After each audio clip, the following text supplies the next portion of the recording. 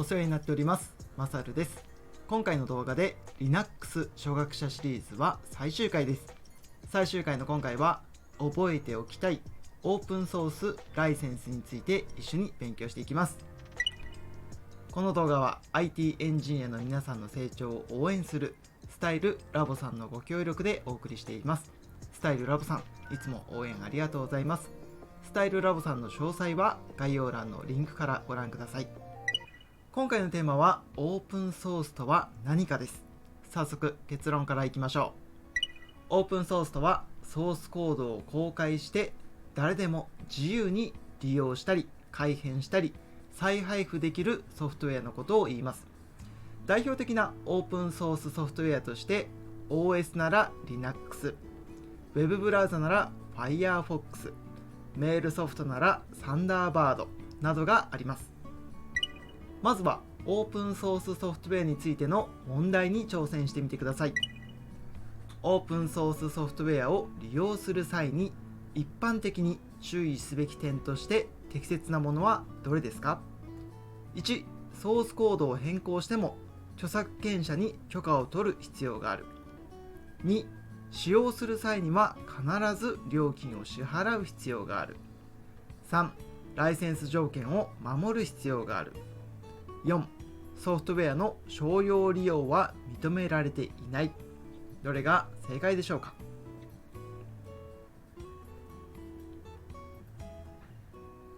それでは正解の発表です。正解は3番、ライセンス条件を守る必要があります。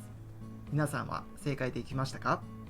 それではオープンソースソフトウェアについて解説していきます。まずオープンソースソフトウェアについて勉強する前に、そもそもソフトウェアって何だったのかを思い出しておきましょう。ソフトウェアとはプログラムやデータなどコンピューターを動かすための情報の集合体です。例えば OS である Linux はソフトウェアに該当します。コンピューター上で操作できるのがソフトウェアですね。ソフトウェアは手で触れることができないという特徴もあります。ソフトウェアの反対にパソコンのキーボード、マウス、モニターなどは手で触れることができるのでハードウェアです。ではさらにソフトウェアについて深掘りしていきます。これまで勉強してきた Linux は代表的なオープンソースのソフトウェアです。オープンソースソフトウェアは自由に使えてみんなで作るものというイメージを持ってもらうと分かりやすくなると思います。一方、対極にあるソフトウェアがプロプライエタリソフトウェアです。Windows OS は代表的なプロプライエタリソフトウェアに該当します。プロプライエタリソフトウェアはお金を払って使う企業の製品というイメージを持ってください。それぞれを比較してみると、プロプライエタリソフトウェアはソースコードを非公開、改変不可、再配布も不可です。オープンソースソフトウェアはソースコードを公開、改変可能、再配布可能、このような違いがあります。まずはソースコード、改変、再配布という言葉の意味を整理しておきましょう。ソースコードとはソフトウェアを作るためのレシピのようなものです。料理のレシピには何を使ってどう作るのかが細かく書かれていますよね。同じようにソースコードにもどんなデータを使ってどう処理するのかが書かれています。プロプライエタリソフトウェアの場合は一般的にソースコードは非公開になっています。つまり門外不出のレシピということですね。基本的にはソースコードを知る人しかそのソフトウェアを作ることができません。一方、オープンソースソフトウェアはその名前の通りソースコードが公開されています。これはレシピを公開しているということになるので、誰でもソースコードを入手できればそのソフトウェアを作ったり利用することができます。なお、実際にソースコードを入手してみたいという方は Linux カーネルのソースコードを公式サイトからダウンロードすることができます。もしソースコードを見てみたいという方は見てみると面白いかもしれません。次は改変についてお話しします。プロプライエタリソフトウェアは一般的に改変することはできませんが、オープンソースソフトウェアは改変することができます。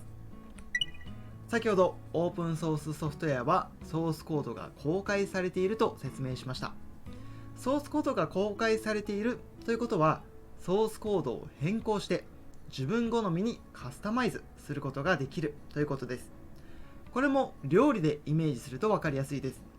砂糖の量を減らしてヘルシーにしようとか、辛さを足して自分好みにしようとか、そんな風にオープンソースソフトウェアはソースコードを改変することで自分好みにカスタマイズすることが許可されています。最後は再配布です。再配布とは改変したソフトウェア、もしくはそのままの状態のソフトウェアを他の人に自由に配ることです。プロプライエータリソフトウェアは一般的に再配布をすることはできませんが、オープンソースソフトウェアは再配布することが許可されています。通常、他人の著作物を勝手に配布することは著作権の侵害になります。例えば、あなたが頑張って作ったソフトウェアを誰かがダウンロードして、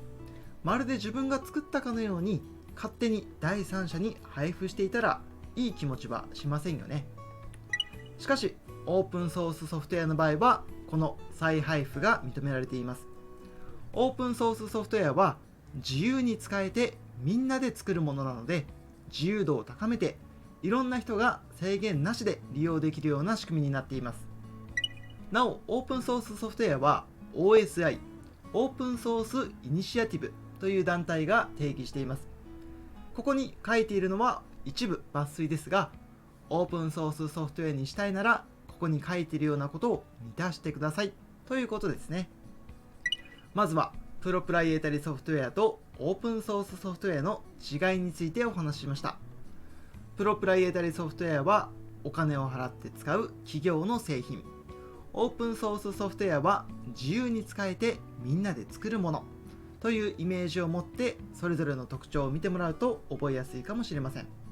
プロプライエータリソフトウェアもオープンソースソフトウェアも共通しているものとしてライセンスを守るというものがあります。オープンソースソフトウェアは自由だからといって好き勝手に使っていいわけではありません。プロプライエータリソフトウェア同様にライセンスを守って利用する必要があります。では次にライセンスについてお話ししていきます。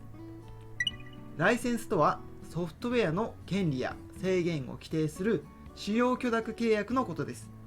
ライセンスに違反してしまうと法的なトラブルになってしまったり、信用が失墜してしまったりするので、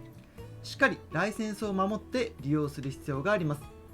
この動画では代表的なオープンソースソフトウェアのライセンス GPL についてお話ししていきます。 GPL とは GNU General Public License の略です。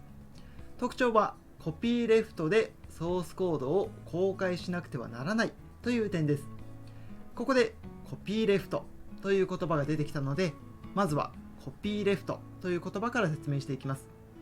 コピーレフトとは自由に使ってもいいけど改変したり配るときには元のソフトウェアと同じように自由を守って使ってくださいという考え方です。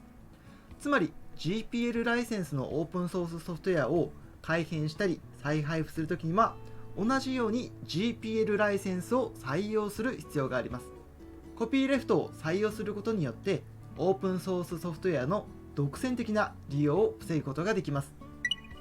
なお、参考までにコピーライトという言葉も説明しておきます。コピーライトは皆さんもよく目にするこの C のマークです。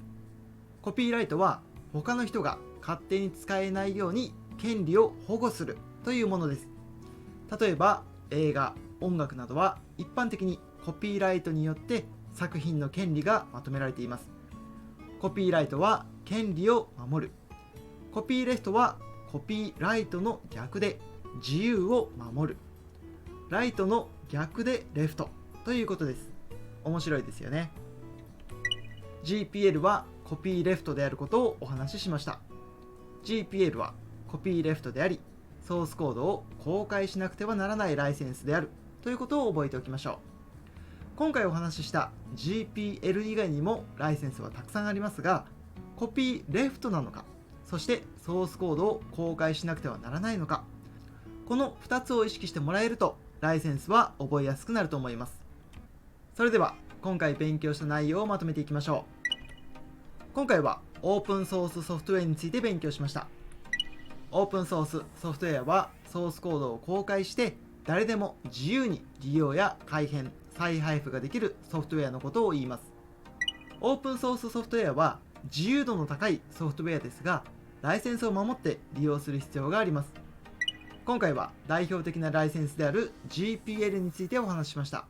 GPL はコピーレフトであり、ソースコードを公開しなくてはならないという特徴があります。ちなみに Linux カーネルも GPL ライセンスを採用しています。ここでお知らせです。マサルの勉強部屋では成長したいエンジニアを応援するオンラインコミュニティを運営しています。一人で勉強するよりも誰かと一緒に勉強したい、質問できる人がいなくて困っているという方はお気軽にオンラインコミュニティに参加してみてください。定期的にいろんなイベントもやっているので勉強仲間を見つけることもできると思います。参加方法はメンバーになるボタンから対象のプランを選択していただいて Discord と YouTube のアカウントを連携していただくと参加することができます。皆さんのご参加お待ちしています。最後におまけトークです。全20回の初学者向け Linux の勉強動画は今回の動画で最終回になります。最後までこの動画を見てくださった皆さん、本当にありがとうございます。インフラに関わるエンジニアにとって Linux は避けて通れないものですが、Linux は学ぶことが多く、そして奥深い知識が求められるので、勉強するハードルが高く感じる方も多いと思います。今回の動画シリーズが少しでも Linux を学ぶきっかけになっていれば嬉しいです。今回の動画シリーズで全面協力してくださったスタイルラボさん、オンラインコミュニティの皆さん、字幕作成してくれた父親、この動画シリーズを見てくださった視聴者の皆さんに心から感謝します。本当にありがとうございました。また少し時間を空けて Linux 101試験に特化した動画シリーズを作成する予定もあるので、ぜひ楽しみにお待ちいただけると嬉しいです。それでは今回も最後まで動画をご視聴いただきありがとうございました。また次回の動画でお会いしましょう。